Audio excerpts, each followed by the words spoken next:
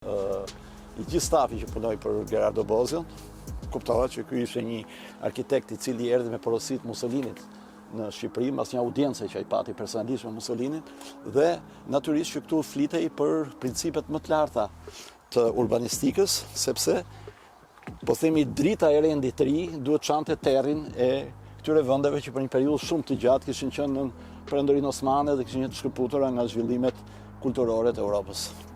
Pastaj ne e dim fati I fashizmit se si vazhdoi. Po nuk është pompoz pallati, nuk është pompoz dhe kjo është I çmendur në Kjo është gjë kurioze sepse sikur se thash, ky pallati përket shekullit 20 dhe ndoshta mund të jetë pallati I fundit në Europë që projektohet sepse nuk ka pallate të shekullit 20, pallate mbretërore. Pallate mbretërore I përkasin më parë. Shekulli 20 është shekulli ku mbretëritë marrin fund, sikurse mori edhe në Shqipëri mbretëria e shkurtër e Jona. Dhe në këtë pikpamje, ky pallat është I thjeshtë sepse është pallat racionalist, nuk është pallat klasik.